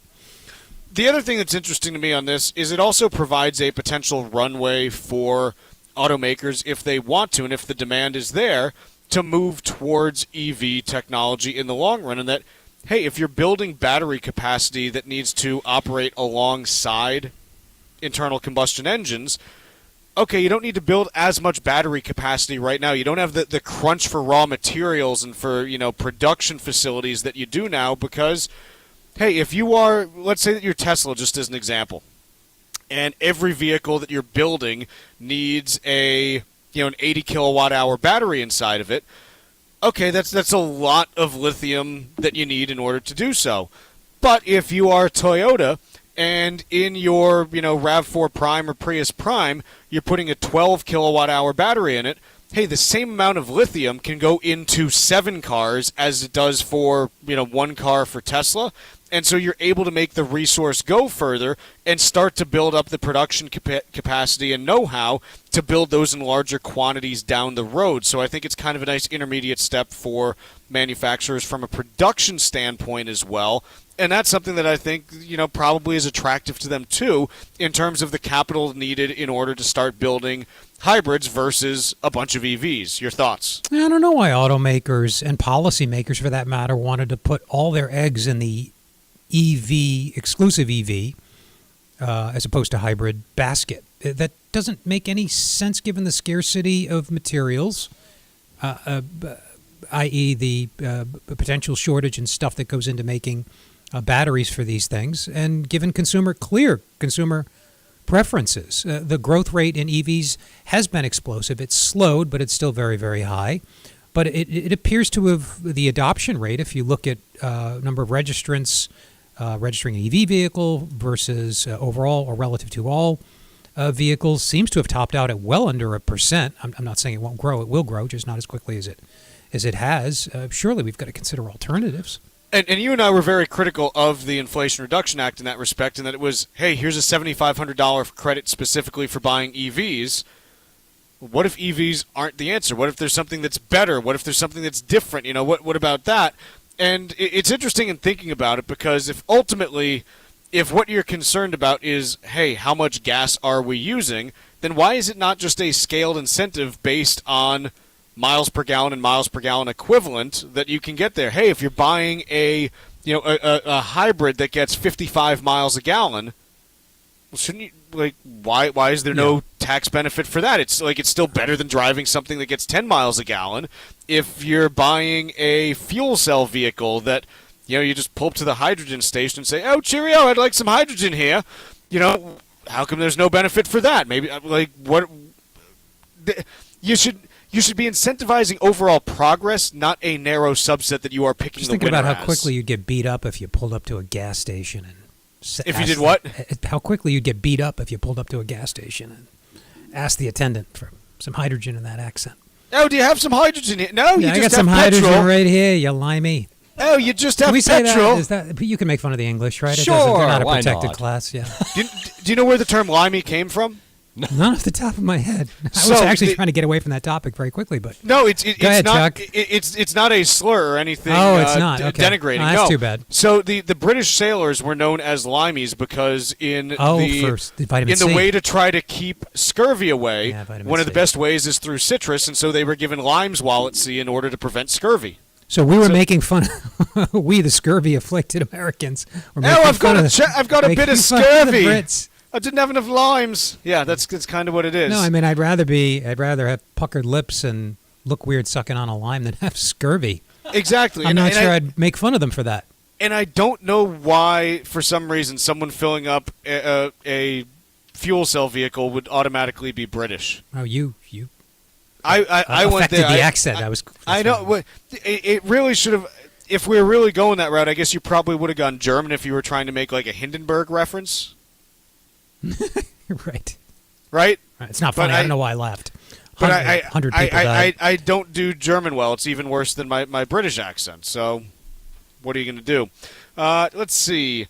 Taking a quick look at markets, still kind of just hovering pretty close to flat today. We got the Dow up 61 points. S&P is up 2. NASDAQ is down 16. Taking a look at, what's kind of moving things here. NASDAQ being dragged largely by Amazon, Meta, Google, and Apple, all down about 1%. Tesla down 2%. So those make up a big chunk of the NASDAQ, and so they're dragging things on that front. On the other hand, you look at the S&P 500, things that are benefiting it. You've got the healthcare diagnostics and research subsector. They've got a few companies that are up, 3 to 4%. Agilent Technologies, Thermo Fisher Scientific, all up, 2 to 3%. So you've got some movement there in companies that aren't necessarily benefiting as much for the tech-heavy NASDAQ. 10-year Treasury is now up 4.9 basis points to 4.498%. So still hovering right around that 4.5% range. And we've got oil now down 6 cents a barrel, Yahoo, at $79.20. So overall, pretty quiet day thus far. And as I mentioned, all eyes continue to be focused on next Tuesday and Wednesday when we are going to get the producer price index and consumer price index in back-to-back days. Actually, a lot of economic data overall next week that is going to be coming out. Wednesday also has New York State Empire Manufacturing Index, the NAHB Housing Market Index, and then Thursday you got building permits and housing starts, in addition to Philly Fed reporting their business manufacturing index as well. So a lot to come next week. But quick break here, still more to come in today's show, including the trivia answer right after this. Bringing the latest financial news straight to your radio every day. It's the Financial Exchange on the Financial Exchange Radio Network. If you served in the Marine Corps, by now you know about the contaminated water problem at Camp Lejeune. If you were stationed or worked at Camp Lejeune from 1953 to 1987, you probably have a lot of questions. We have some answers. You could be entitled to compensation. Billions of dollars are being allocated to pay for damages to anyone stationed at Camp Lejeune during that time. Unfortunately, it appears that officials may have known the contaminated water problem existed and did little to protect their men. The Semper Fi code was not honored. If you or someone in your family has developed a serious illness, including various forms of cancer, call this Camp Lejeune legal support line right now. You can't turn back the clock and change what happened, but you can certainly call right now and learn your rights as a Marine. Here's the number. 800-477-1736. 800-477-1736. That's 800-477-1736. Paid for by Legal Alert Line. We are the Debt Destroyer Network. Any debt you have, credit card, tax, student loan debt, call now for free information that helps you destroy your debt. It's great advice. Plus, when you make this free call now, we have debt destroyer experts ready to help. They can show you how to destroy your debt and get your life back on track. Debt problems don't have to be overwhelming. You can live stress-free and debt-free. Credit cards, medical bills, IRS tax problems, even student loan debt. Learn about free programs offered by the credit card companies, hospitals, and even the government that can help slash your debt. Call the Debt Destroyer now for free information. Call now. 800-430-8804. 800-430-8804. 800-430-8804. Again, that's 800-430-8804. The U.S. Virgin Islands is the perfect destination for your next vacation. Visit St. Croix, St. Thomas, or St. John and experience incredible weather, iconic history, pristine beaches, world-class cuisine, and a vibrant nightlife. Book now and you might just make it in time for the St. Croix Mango Melee on July 7th. The family-friendly event offers food demonstrations and tastings, cultural dance performances, and the ever-popular mango eating contest. From the moment you arrive, you'll fall naturally in rhythm with the heartbeat of the islands. There's no money to exchange, no passport required, and travel from New England could not be easier. Make your plans now by going to visitusvi.com. Learn about all 3 islands and plan the ideal vacation for you and your family. America's Caribbean paradise is waiting for you. So head to visitusvi.com for more information and to reserve your trip today. That's visitusvi.com. Hi, this is Chuck and Mike from the Armstrong Advisory Group, and our guide this month is titled Leaving a Financial Legacy. Mike, one of the areas where we see a ton of confusion these days is with retirement accounts and leaving them to the next generation. It's just a complicated place right now. Yeah, and to start, some retirement accounts were actually looked at by some as a really successful planning tool for generational planning, especially when you talk about Roth IRAs, for example. And the rules around that all changed just a few years ago. And so really understanding the taxation of these different assets is important when it comes to leaving a legacy. When we talk about what goes into those retirement accounts, this has to be part of the thought as well in terms of minimizing taxation during your lifetime and that next generation's. You have to coordinate what's inside of them just to minimize the taxes during that time as well. Yeah, so from that perspective, you have non-taxable assets like a Roth IRA. You have taxable assets that generate a 1099 every year. You've got traditional IRAs and 401ks. All of these have very different rules in terms of how they're treated, but the biggest change had to do with retirement accounts, specifically 401ks and Roths, and the rules that impact beneficiaries of those assets. And so if you're trying to utilize them as a legacy plan, important that you understand the new rules. Our guide is titled Leaving a Financial Legacy, and there are 2 ways you can request it. The first is by calling 800-393-4001. The second is by going to armstrongadvisory.com. That phone number again is 800-393-4001, or you can request it at armstrongadvisory.com. The proceeding was paid for by Armstrong Advisory Group, a registered investment advisor. Nothing in the ad or in any Armstrong guide is specific financial, legal, or tax advice. Consult your own financial, tax, and estate planning advisors before making any investment decisions. Armstrong may contact you to offer investment advisory services. Missed one of our shows? Catch up anytime by asking your Alexa smart speaker to play The Financial Exchange. This is the Financial Exchange Radio Network.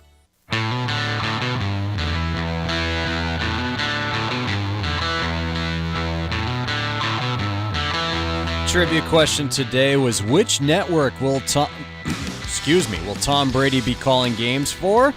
That'll be Fox. Brady and Fox agreed to a 10-year, $375 million contract that will begin this coming season. Brady's $37.5 million per season will take him well above Troy Aikman and Tony Romo, who are both pulling in $18 million per season. We have two winners to announce today. Winner of the Financial Exchange Show t-shirt was Bill from Groton, Mass. And the weekly winner of the $100 gift card to Applebee's was Ken from Springfield, Mass. So congrats to both winners there. And trivia is brought to you by Applebee's. Choose from a variety of half-priced late-night appetizers after 9 p.m. because half off is just more fun. Now that's eating good in the neighborhood, void where prohibited. Dine in only. Mark, there's a piece in the Wall Street Journal. It has the title, How to Lend Family Money Without Wrecking Your Relationship. And it goes through, a whole bunch of things in terms of, hey, here's, the IRS minimum required interest rate on a loan made to, even a family member. Here are some apps that you can use that help facilitate small lending, blah, blah, blah, blah, blah, blah, this and that. And ultimately, I always come back to the same place when it comes to friends and family. If a family member or a friend needs money, don't make it a loan, make it a gift. Yeah, that was my thought too. That's all I had. That's all I had to contribute on this. If they want to pay you back and they can eventually, fine. But otherwise, hey, I know you're having a tough time. I know you need the money. Here it is. Pay me back if you can. That's the only way to do it, because otherwise I think that the rift does end up being caused. Yeah, I think you both have to be really financially literate. Both parties would have to be both financially literate so they understand the terms and that they're fair and they meet the arm's length prerequisite. What was the other criteria? I don't know. Just going into it eyes wide open, I suppose.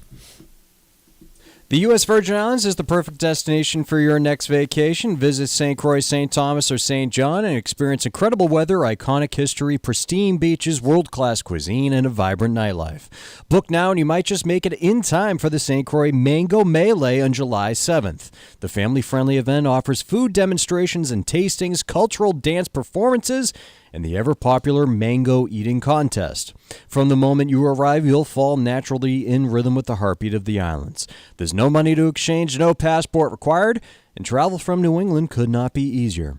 Make your plans now by going to visitusvi.com. Learn about all three islands and plan the ideal vacation for you and your family. America's Caribbean Paradise is waiting for you, so head to visitusvi.com for more information and to reserve your trip today. That's visitusvi.com. Mark, there's a piece in CNBC that talks about new grads may have a harder time landing their dream job despite a strong labor market, and here's why. And it talks about, hey, you're graduating with low unemployment, and you're going to expect all this money and remote work and work-life balance and blah, blah, blah. I got a question for you. What was your first job after you graduated from college? I was working at a radio station, actually, not the Providence affiliate of the Financial Exchange, the other folks across town, but it was in radio on the AM side. How was the pay? It was terrible, but people who work in radio full-time generally have other objectives. So, and I did not at the time, by the way. It wasn't calculated on my part. Were you cutting audio and everything like that, or what were we doing back then? Weekday production stuff. There was a famous talk show host. Her name's Marianne Sorrentino. Our Rhode Island listeners know who she is. I produced her show. Terrific lady. Far too liberal for my taste, but a wonderful human being, and right about a lot of things. If she's listening, Marianne, thank you. And doing a little sports too. Updates. Oh, cool. Yeah. How were the hours? Oh, crazy. You had to start on the overnight. Everybody started on the overnight shift on a weekend, I think. Yeah, I started overnight. You're So bottom of the ladder. Your first job, your hours were bad, and the pay was bad, and the work-life balance was bad. No, it's fun because you're too young to you're not desperate for money at that point. It helps, but you don't have any serious obligations. Not that I do now, for that matter. And it's fun, I guess. I don't know. I just did it as kind of a lark. Even so, my technical first job after college, I spent 2 days as a paralegal at a law firm in Vermont. The first day I learned what a billable hour was, and the second day I quit because I was just like, no, this is just not for me. Like, this is not going to work. Did you live in Vermont? What? So I had a month-to-month lease in Burlington, Vermont, and I thought I wanted to be a lawyer. And my dream path that I was going to take is I was going to go to law school, become a lawyer, and then go work for a sports team somewhere. Kind of the Theo Epstein route was what I wanted to do. And I literally got through the first day at working at a law firm, and I was like, this is just not for me. Like, there's some people who might love this, but this is not going to work. So I had a 1 month, month-to-month lease. So they paid me for the 2 days because they were lawyers, because they were probably nervous that like I was going to sue them or something. And so I had enough money to cover the rent for the month. I didn't have like much else. I had saved up a little bit of graduation money, and so I was kind of like, all right, I got to move back in with mom and dad. But I lived up in Vermont for about 2.5 weeks, basically. And that was my Vermont experience. I've been working at Armstrong Advisory Group since 15 years. I'll be in November. So I've had 2 jobs with the average tenure being 7.5 years, but one has been 15 of that. But even like I look at the stuff I was doing when I started, and I was literally like licking envelopes. I was coming in on weekends to answer phones and stuff. I was doing anything and everything I could at the beginning, and my pay was not good. It was garbage. I'm happy to say that now, but like it was not good. And your first job out of college does not have to be this dream job where, oh, I'm going to be so happy your job is a job. And it doesn't have to be something that defines your life. It doesn't have to be something that provides you meaning in your life. It doesn't have to be something that you love doing. It just has to be a job because you have to pay the bills. And I graduated, by the way, it was 2009. The financial world sucked. Like it was brutal. Unemployment was heading towards 10%. You were just lucky to have a job. It was brutal. And you didn't really get to be picky about, is there enough like remote opportunity and this and that? It was just. Oh, can you imagine even asking that? Hey, what's the work-life balance like here? The work-life balance is... I'll give you balance. You work until you have a life. Yeah, you want balance? I'll give you 100% life. Yeah, stand on one foot. There's your balance. Yeah, wouldn't have occurred to anybody, at least in my generation, Gen X, the mid-'90s, as we entered the workforce. And also asked just that question. The other thing on work-life balance, I'm a big believer that it's another one of those things. It's kind of like the stock market where in the long run maybe you can like trend in a direction. But in the short term, work-life balance might be, hey, there's 2 weeks where you've got some huge project and you got to pull all-nighters in order to deal with it. And then things slow down and maybe you take off on, a Friday or two because not much is going on, and so, it balances that way. But it doesn't mean that every day is just 9 to 5, routine. There's some days where you just got to show up and put in the work because you got to do it. And so if you are a graduate coming out of college, and saying, gee, I'm hoping to get this great job to start out at, it's okay if your first job sucks. It doesn't say anything about you as a human being. It doesn't say anything about where you're going to be 5 years or 10 years or 20 years from now. Your first job can and most likely will suck because it's all the stuff that all the other people who have already gone through don't want to do anymore. Like, it's just kind of how it ends up. It's the job of an employer is not to make the entry-level role, oh, we're going to make it so No, like, we got to do the work. And I'm not saying it should be terrible. Like, you shouldn't be, in a slaughterhouse wondering if you're going to be, like, run over by, meat packing equipment and stuff like that. But what I am saying is, hey, your first job doesn't have to be great, and it's okay if it's not. You don't have to put that much pressure on yourself. It's fine. Good advice. Let's take a quick break here. When we come back, we're going to be joined by LaMonica from Barron's right after this. The Financial Exchange Show podcast drops every day on Apple, Spotify, and iHeartRadio. Hit that subscribe button and leave us a 5-star review. You're listening to the Financial Exchange Radio Network. Are you looking to volunteer for an amazing nonprofit organization that helps our veterans? The DAV Department of Massachusetts Transportation Network needs volunteers right now. This network provides free transportation to and from any VA medical appointment for veterans of all eras. To become a volunteer driver, you do not need to be a veteran or a DAV member. You just need to have the willingness to help our veterans and have a valid driver's license. Sign up now at davma.org. That's davma.org. There are crucial mistakes you can make during the estate planning process that may have a damaging effect on your financial strategy. Cushing & Dolan's new guide is called Detour Ahead, Estate Planning Blunders to Avoid. Get yours today and make the right decisions to protect your assets. Call 866-848-5699. That's 866-848-5699 or request it online at legalexchangeshow.com. The proceeding was paid for and the views expressed are solely those of Cushing & Dolan. Cushing & Dolan and or Armstrong Advisory may contact you offering legal or investment services. Cushing and Armstrong do not endorse each other and are not affiliated. The U.S. Virgin Islands is the perfect destination for your next vacation. Visit St. Croix, St. Thomas, or St. John and experience incredible weather, iconic history, pristine beaches, world-class cuisine, and a vibrant nightlife. Book now and you might just make it in time for the St. Croix Mango Melee on July 7th. The family-friendly event offers food demonstrations and tastings, cultural dance performances, and the ever-popular mango eating contest. From the moment you arrive, you'll fall naturally in rhythm with the heartbeat of the islands. There's no money to exchange, no passport required, and travel from New England could not be easier. Make your plans now by going to visitusvi.com. Learn about all 3 islands and plan the ideal vacation for you and your family. America's Caribbean paradise is waiting for you.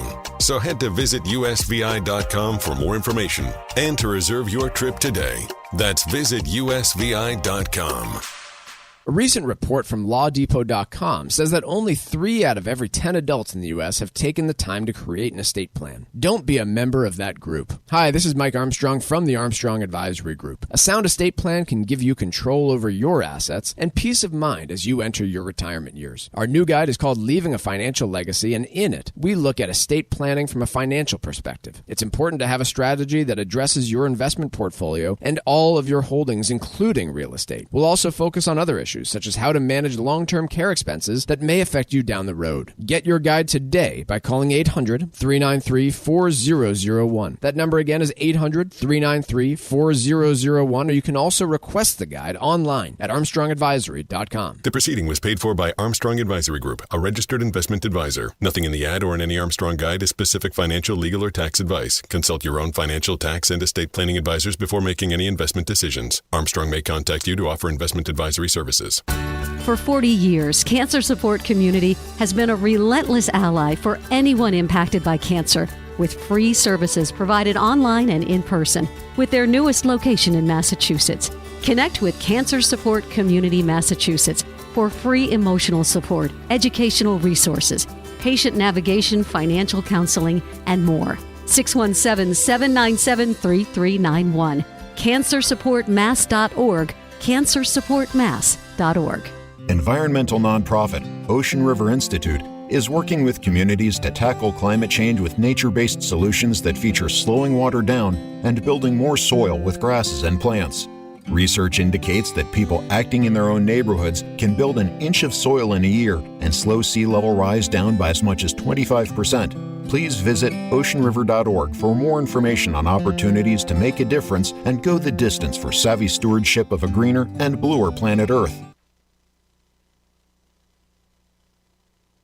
Breaking business news as it happens, only here on the Financial Exchange Radio Network. Ladies and gentlemen, the weekend. The Financial Exchange has built an incredible partnership with the Disabled American Veterans Department of Massachusetts. We can't wait to take part in this year's DAV 5K, set for Saturday, November 9th at Fort Independence on Castle Island, and registration's now open. You can help our great American heroes by walking, running, or simply making a donation. Your gifts will support services such as the Veteran Advancement Program, which offers permanent and affordable housing opportunities for veterans and their dependents. Learn more at dav5k.boston. The DAV 5K Boston is presented by Veterans Development Corporation. We're joined now by Paul LaMonica from Barron's, here to talk a little bit about Robinhood. Yes, that's right. The brokerage darling that everyone was talking about when they IPO'd back in 2021 reported earnings. And, Paul, curious to get your take on what the company looks like today. Yeah, definitely. I mean, Robinhood, to its credit, reported, pretty solid results. I mean, I think that the earnings beat was driven by pretty strong revenue because of trading in both stocks. We've had a very healthy, some would say frothy stock market so far this year, but also crypto. It's been very volatile with Bitcoin prices, but crypto trading, I think, has enabled Robinhood maybe to close the gap between it and Coinbase a little bit. But what I find interesting is that Robinhood obviously has a fintech valuation, but as I wrote in a piece for Barron's, it's actually making a lot of money from old-fashioned net interest income, the way that many big banks do. When we look at this, one of the things that I noted when Robinhood IPO'd is, ultimately with all the hype and this and that, they're a brokerage and a bank, and when they're big. Yep. Selling point was, hey, we're the cool brokerage. That's not something that's sustainable. Are you saying that there does appear to be something sustainable under the surface in terms of their borrowing and lending business? Yeah, I think that it is probably sustainable. I don't get the sense, and don't mean to imply, that Robinhood is a company that's having financial difficulty. I think it's quite the contrary. I think they are gaining share against some of the larger rivals, and that there probably is a bit of a demographic shift where younger millennial Gen Z customers might be more inclined to bank and invest with Robinhood than, say, with older quote unquote companies like JP Morgan Chase and Schwab. But that being said, then the question becomes, well, what do we value Robinhood at? Does Robinhood really deserve this premium for being a fintech with a PE of over 35 times 24 earnings estimates, or is it really because of making money from interest rate fluctuations like other big financial firms? Maybe it deserves a valuation that's closer to what Charles Schwab and Morgan Stanley, which owns E-Trade, get, which are in the teens to low 20s, not the mid 30s. So I think it's really a case of just Robinhood might not be all that investors think it's cracked up to be. It's essentially kind of like a bank. It's just a digital new age one that doesn't deserve to trade at this very high multiple.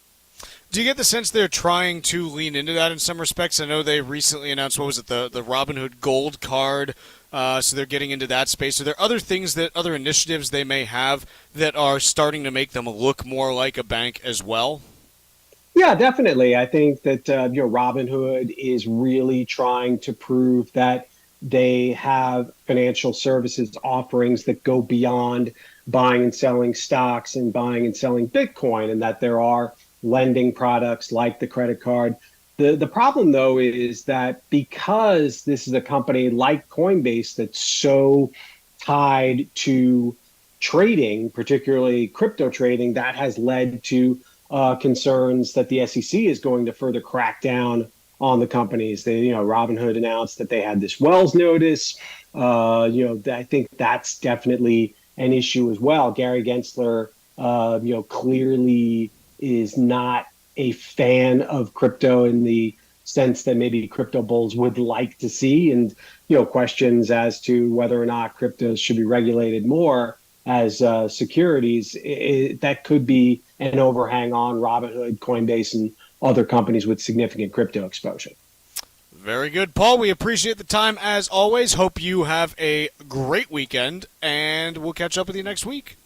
Great. Thanks a lot, guys. That is Paul LaMonica from Barron's talking about Robinhood. Mark, what do we have? What do you have for me that we haven't covered yet? What do you still want to get to? Can I share a personal pet peeve? I had an old. I'm just gonna barrel into it if that's okay. Tucker's tuned out when I speak as usual. No, I'm fine. Go ahead. I'm kidding. Is that okay, Chuck? I keep asking you permission for things today. People must think it's like, no, Stop asking. I want to discuss first. No, Mark, it's not okay. I said, okay, thanks. Have a great Well, weekend. what are you going to do now? Have a great weekend, everybody. Go Celtics. I sent an iPhone back to Apple, several years old, a second generation SE, the cheapest one, of course, after getting an online provisional appraisal value of $85. They ship you. I didn't know this service existed. Maybe you guys do. You can. Yeah, the trade-in. Yeah, it's a I haven't trade-in. done Thank it. you. I haven't Okay, done well, you may not want to, unless you just want to get rid of an old device, which, as it turns out, I did. So they estimated a value of $85. I get an email within the last hour. Please review your new trade-in value is the subject line. I thought, okay, maybe a little bit lower. It was in good shape. And as you scroll down, original estimate, $85, which they would have, in theory, given you in the form of an Apple gift card. Revised estimate, $0.00, and no explanation. Oh, $0. $0. And then if you wish to accept this $0, which I do because I don't care. I'm not, I didn't want the thing anyway. I tried to give it away. Nobody would take it. But they go through the trouble of inviting you to accept, complete more paperwork, etc., for a $0 trade-in offer. So I guess it was worth it, and that I disposed properly of an old iPhone, unless they send the thing back to me. It honestly would have been more offensive if it was like, hey, it's now $3. I would have been thrilled with anything more than $0. I'm partially thrilled with $0 because I don't have to dispose of it. Was the envelope prepaid that you sent it back in? Oh, yeah. They ship you a little box, and you fold the thing over. As usual, the packaging with Apple is ingenious and nifty. They just seem to get everything right when it comes to packaging. That alone is worth the experience. You slide the sucker in, you send it back, all prepaid. And my offer was a bit disappointing, but I assume some of it will get reused. So here's the thing. About 2 years ago, I accidentally backed over my phone with my car. And I still have it because I haven't disposed of it because it's like, okay, it really doesn't work, but I still don't want any data that's on there somehow making its way into the wrong hands because, like, I don't know, maybe there's some part that's usable. I don't want to lie to Apple and be like, I'm trading this in. Do you think there's a service they operate where I can just say, hey, my phone is totaled. Can you send me a box so I can send it back to you so you can dispose of it safely? Let them evaluate its condition. Yeah, so put it on them. You don't have to disclose everything. I don't want to lie to them. Oh, come Why on. are you lying? You're Apple. not lying. They'll be fine, Chuck. But you're not giving unnecessary detail. They don't ask you specifically. Did you run over your iPhone? I guess Tim can afford the postage. That's just it. It's a good way because otherwise you can't just dispose of something with a lithium-ion battery in it. Right? Yeah, this is actually probably beneficial to capitalism. This is how capital is effectively deployed into the economy, right? Sure, that rationale works. It's fine. I just do it, Chuck. I don't know. I feel. Is it like mail fraud? No, you're trading in the device. I feel like I'm the person who's Elliot like. Ness? No, I feel like I'm the people who like mail back fake returns to Amazon. I don't want to be that. It's not fake because you're sending a device. You're but fine. I don't want to tell them. All right, I'll look around over the weekend. Just say it's in poor condition. All right. Everybody have a great weekend to those celebrating Mother's Day. Hope you have a great time with your mom as well, and we'll all see you on Monday. This is Tucker Silva.